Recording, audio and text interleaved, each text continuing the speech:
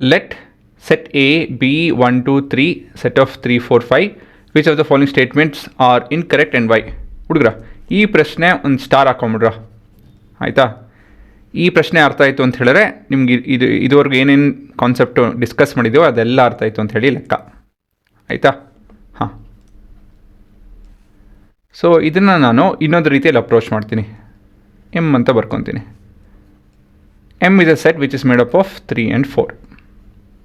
ಸರಿನಾ? ನೋಡಿ ಇಲ್ಲಿ 3 and 4 ಇದೆಯಲ್ಲ, ಅದೇ ರೀತಿಯಲ್ಲಿ ಇದು set A is made up of 1, 2. ಈ ಸೆಟ್ ಆಫ್ 3 and 4 ಬದಲಾಗಿ ಸೆಟ್ ಎಮ್ ಅಂತ ಬರ್ಕೊಂಡು 5 ಅಂತ ಬರ್ಕೊತೀನಿ. ಅರ್ಥ ಆಯ್ತಾ? ಇಲ್ಲಿ set M is an element of A. Element, it belongs to A. ಅರ್ಥ ಆಯ್ತಾ? Set M is not a subset of A. Subset ಅಂತ ಹೇಳಿದ್ರೇನು, ಎಮ್ಮಲ್ಲಿರುವಂಥ ಎಲಿಮೆಂಟು ಎ ಅಲ್ಲಿದೆಯಾ? ಎಲಿಮೆಂಟ್ ಅಂತ ಹೇಳಿದ್ರೆ ನೀವು ಒಂದೊಂದಾಗೆ ನೋಡ್ಕೊಂಡು ಹೋಗ್ಬೇಕು, ಲೆಕ್ಕ ಹಾಕೊಂಡು ಹೋಗ್ಬೇಕು. ಇಲ್ಲಿ 1, 2, ಎಮ್ ಇದೆ, 5 ಇದೆ. ವ್ಯತ್ಯಾಸ ತಿಳ್ಕೊಳ್ಳಿ. M belongs to A. M is not a subset of A. Subset ಅಂತ ಹೇಳಿದ್ರೆ ನಾವು ಆ ಸೆಟ್ಟನ್ನ ತಗೊಂಡು ಅದರೊಳಗಡೆ ಇರುವಂಥ ಎಲಿಮೆಂಟ್ಸ್ನ ಇಲ್ಲಿದೆಯೋ ಇಲ್ವೋ ಅಂತ ಹೇಳಿ ನೋಡಬೇಕು. ಸರಿನಾ? ಇಲ್ಲೊಂದಷ್ಟು ಎಕ್ಸಾಂಪಲ್ಲು ಕ್ವಶನ್ಸ್ ಇದೆ, ಇನ್ನೂ ಚೆನ್ನಾಗಿ ಅರ್ಥ ಆಗುತ್ತೆ. ಸೊ ಇದೇ ಮೇನ್ ಕಾನ್ಸೆಪ್ಟು. ಈ ವ್ಯತ್ಯಾಸ ಇದೆಯಲ್ಲ, ಇದೇ ಅರ್ಥ ಮಾಡ್ಕೊಂತು ಅಂತ ಹೇಳಿದ್ರೆ ನೀವು ಕಲ್ತಂಗೆ ಆಯಿತು. Set 3 and 4 is a subset of A. ಅದನ್ನು ಇವಾಗ ತಾನೇ ಹೇಳಿದೆ, ದಿಸ್ ಇಸ್ ಫಾಲ್ಸ್. ಏನಕ್ಕಪ್ಪ ಅಂತ ಹೇಳಿದ್ರೆ 3 as an element is not part of A. ಸರಿನಾ? Set 3 and 4 belongs to A, that's true.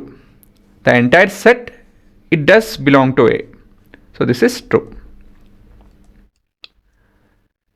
Set of set, right? Set of set which is made up of 3 and 4 is a subset of A. That's true. ಯಾಕಂತ ಹೇಳಿದ್ರೆ ನನ್ನ ಇದನ್ನು ಇನ್ನೊಂದು ರೀತಿಯಲ್ಲಿ ಹೇಗೆ ಬರೀಬೋದು ಅಂತ ಹೇಳಿದ್ರೆ ಈ ರೀತಿಯಲ್ಲಿ. So we have a set which is a subset of A wherein M is a element. So M is also an element in set A. So this is true. ಸರಿನಾ? So this is true. ಮತ್ತು ಮುಂದೆ 1 belongs to A. ಹಾಂ, element 1 belongs to A. ವ್ಯತ್ಯಾಸ ಅರ್ಥ ಮಾಡ್ಕೊಳ್ಳಿ. 1 belongs to A. This is true.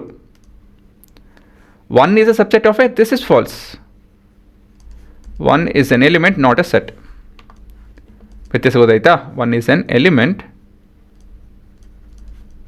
not a set. ಇವಾಗ ನೀವು ಅರ್ಥ ಮಾಡ್ಕೊಬೇಕು. ಇಷ್ಟು ಎಕ್ಸಾಂಪಲ್ ನೀವು ಇದನ್ನು, ಈ ಕಾನ್ಸೆಪ್ಟನ್ನ ಅರ್ಥ ಮಾಡ್ಕೊಂಡಿರಬೇಕು. ಬಿಲಾಂಗ್ಸ್ ಟು ಅಂತ ಹೇಳಿದ್ರೆ ಏನೋ, ಸಬ್ಸೆಟ್ ಅಂತ ಹೇಳಿದ್ರೆ ಏನೋ. ಇನ್ನೊಂದು ಇದು ಹೇಳಿದಾಗ ನಿಮ್ಗೆ ಇನ್ನೂ ಚೆನ್ನಾಗಿ ಅರ್ಥ ಆಗಬೇಕು. 1 to 5 is a subset of A. A set which is made up of 1 to 5 is a subset of A. If I have a set which is made up of 1 to 5 which is also present in A, ಹಾಗಾಗಿ this is true. 1 to 5 belongs to A. A set of 1 to 5 belongs to A, false. There is no set 1 to 5 as an element in A.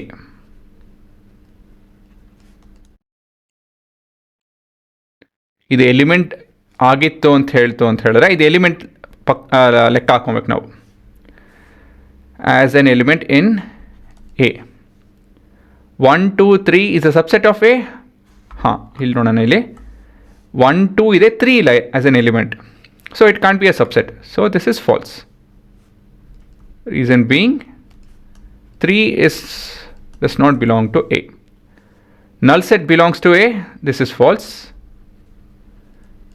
ಅಲ್ವಾ? ಏನಕ್ಕಂತ ಹೇಳಿದ್ರೆ null set is not an element in A.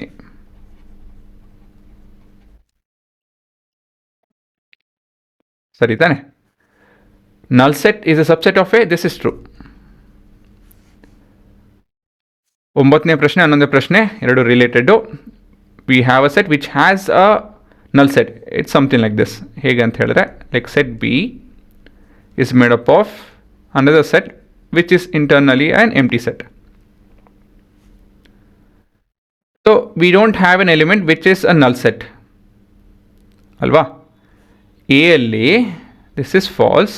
ಈ ಪ್ರಶ್ನೆಗೆ ಇದೇನು false ಅಂತ ಹೇಳಿದ್ರೆ null set does not belong to A. ಸರಿನಾ? Null set is not an element in A. ಜ್ಞಾಪಕ ಇಟ್ಕೊಳ್ಳಿ, null set is a subset of A, that's true. ಯಾಕಂತ ಹೇಳಿದ್ರೆ ನಲ್ ಸೆಟ್ ಇರೋವಂಥ ಎಲಿಮೆಂಟ್ಸು ಎ ಯಲ್ಲಿದೆ. I don't have a set, ಆಯಿತಾ, ಇದರಲ್ಲಿ I don't have a set which has nothing in it.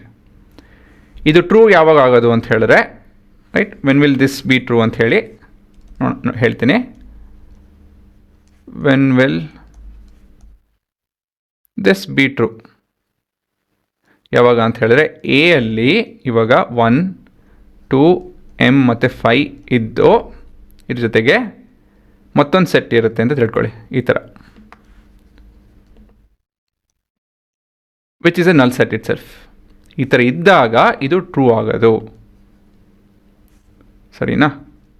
So this is a small note. ಆಯಿತಾ ಹುಡುಗರ? So ಈ ಕಾನ್ಸೆಪ್ಟನ್ನ ಕ್ಲೀನಾಗಿ ಅರ್ಥ ಮಾಡ್ಕೊಳ್ಳಿ, ವಿಷಯಗಳು ಚೆನ್ನಾಗಿ ಅರ್ಥ ಆಗುತ್ತೆ. ಹಾಂ, ಇವಾಗ ಪಾಸ್ ಮಾಡ್ಕೊಂಡು ನೋಡ್ಕೊಂಬಿಡಿ.